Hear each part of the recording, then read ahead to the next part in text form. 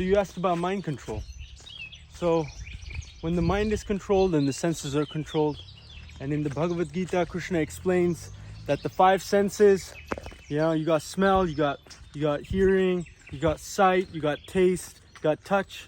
So these five senses, they're like horses running here and there, pulling the mind and the passenger of the mind, which is the soul, pulling us in different directions, you know, to satisfy the senses. But why? Why even try to control our own minds? What's the need for all this? Can't we just follow its whims and wishes and be satisfied? Well, herein lies the main problem. In any practice of yoga and spirituality, controlling the mind is in fact a key component. Most of our problems and sufferings occur due to the demands of the mind to begin with.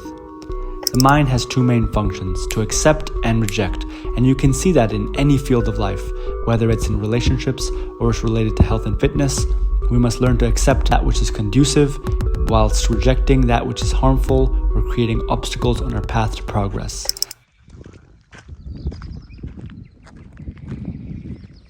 That's how people start their morning. 4:30 a.m. They go see Radhe Shyam in the morning. And they pray. And they dance and chant.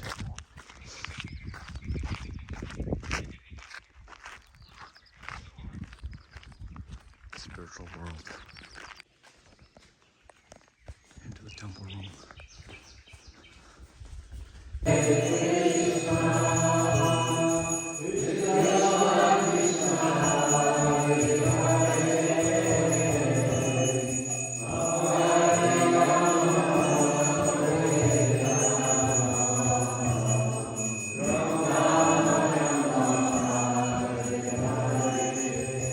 Now, if you want to excel in the field of your choice, whether that's being a sportsman, a businessman, or a spiritualist, one thing's for certain. You need to control the mind and make it your friend.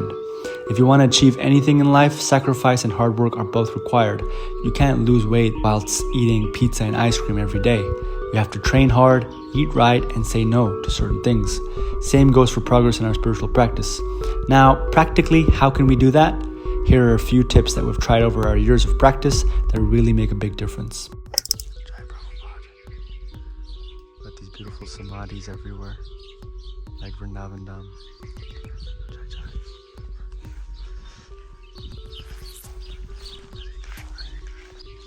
And you see, whenever you're going for japa walks and chanting and you see these samadhis, it brings your mind to these personalities, you know? Over here we have Tapan Mishra. And over here we have Chandrasekhar Acharya, both intimate associates of Lord Chaitanya. Constantly bringing the mind back to Krishna, back to his devotees, back to the pastimes. Wow, look at that beautiful pinkish sky. Jai Radhe Shyam. Beautiful. Can you see? Bring your mind back. Nandagram. Jai.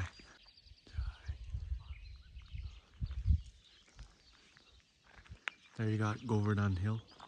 Wow. Just like that. An hour, 45 minutes later, the sun is out. We're still chanting the holy names. Focusing our mind. Radhe Shyam. Off to the gym for a workout.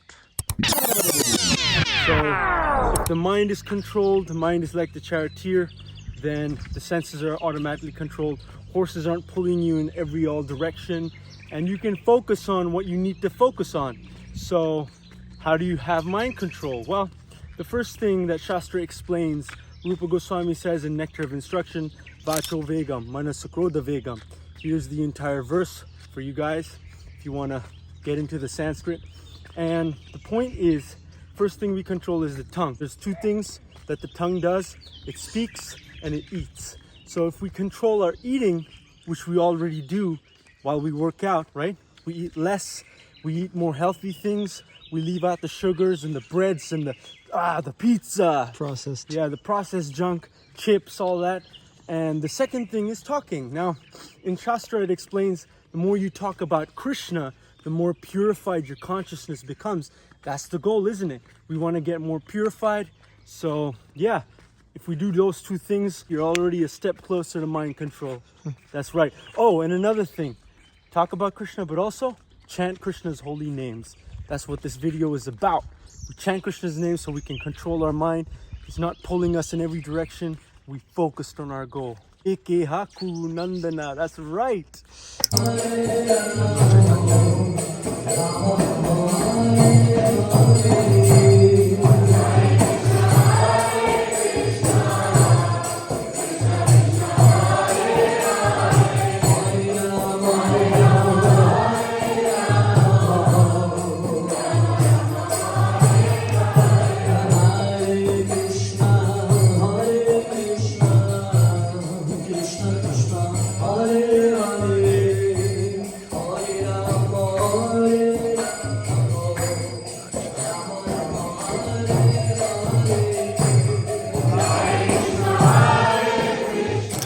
So we talked about how to purify our speech, how to purify our taste, right?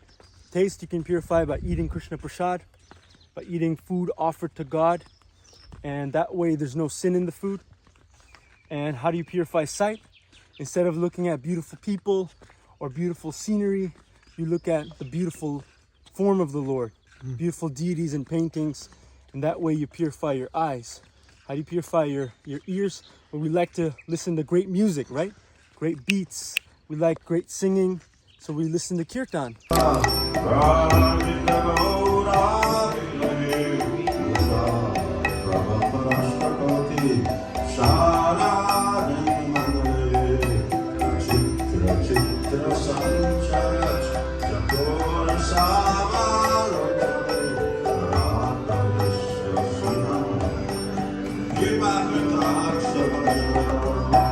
Right? We listen to the mridanga, and we listen to the holy names. We listen, and another thing we like listening about is gossip. We like talking about people, and oh, what did she say? What did he say? We like all that. So instead of that, you just hear pastimes about Krishna. What did Krishna do today? What did Krishna do when he was at the Yamuna, right? And we talk about devotees of the Lord, like what did King Prataparudra do? What did Lord Chaitanya do? So we listen, that's how we purify our ears. Next sense, purify our touch. Well, we worship the Lord every day in deity form. So when we touch the Lord with our own hands, we oil massage him, we bathe him. That's how we purify touch. How do you purify the nose? We like smelling beautiful flowers. Well, first, offer that flower to Krishna so he can smell it, and then you smell that prasad. Prasad means mercy. So Krishna, when he smells something and he hands it over to us, it becomes mercy. So yeah, smell that. And then you're purifying all your senses. All the horses are under control. Right. All the horses are satisfied. And then the mind can focus on the goal. Ekeha kurunandana. Krishna says that those who have fixed intelligence, they do something with their lives. Right. That's what we want to do. And why is this mind control so necessary, guys? Well, think about it, when you go to a doctor and you have an ailment or a disease, the doctor tells you this is the prescribed medicine, but also there's some things you're not supposed to do, So similarly in spiritual life, yes, it's all about love and it's all about service, but remember there's also the don'ts, which means, follow the 4 regulative principles. Don't, associate with non-devotees. Peace. Now he's focused on getting to the gym. Oh yeah! And look here, we have Yamuna Devi. So this whole place has been made to be conducive to always thinking about Krishna, always being absorbed. Amazing. So you gotta create a conducive environment for your mind to be focused, and that's why association is so important. Even just being in a spiritual place like this and associating with like-minded people, that's what's gonna help you.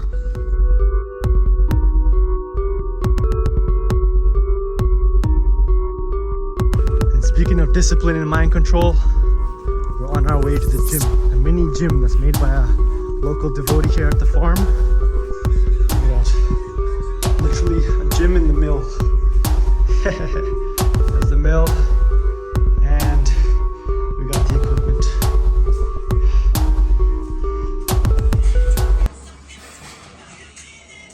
Nice.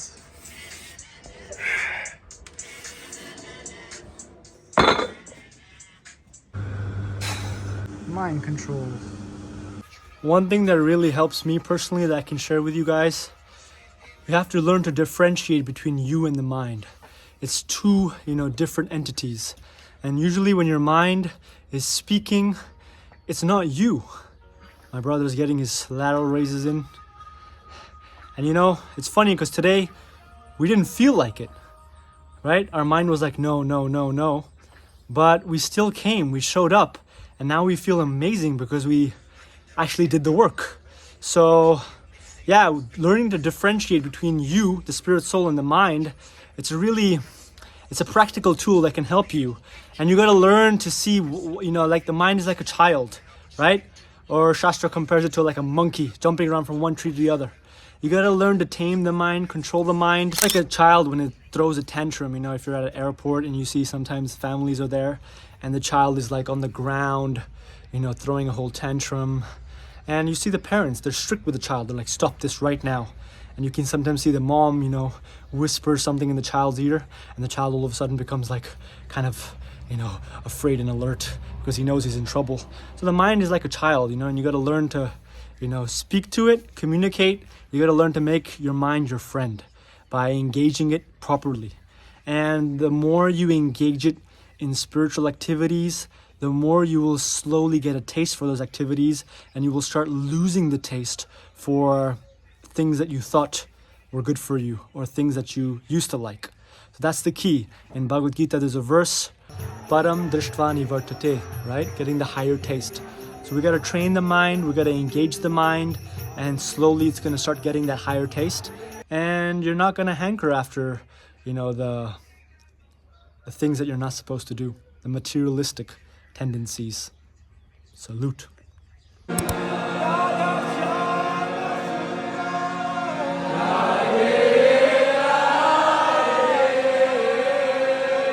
So folks, there you have it.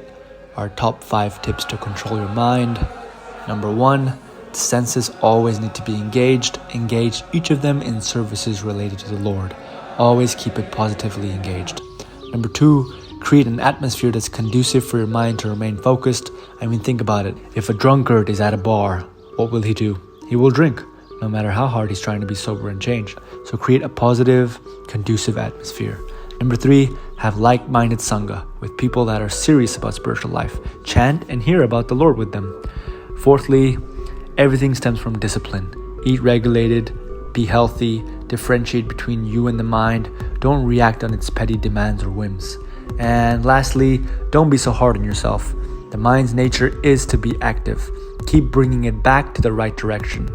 It's just like flying a plane. Did you guys know? Most of the times, the pilots are in fact redirecting the plane back onto the course as the winds blow the plane off course. So it's natural to keep going off course. Just be positive and bring it back. Hope that helps, guys. If you have any other tips that you personally apply and that really helps, feel free to comment down below. Let us know. Stay healthy, stay strong, serve on. Bhakti Bro Salute.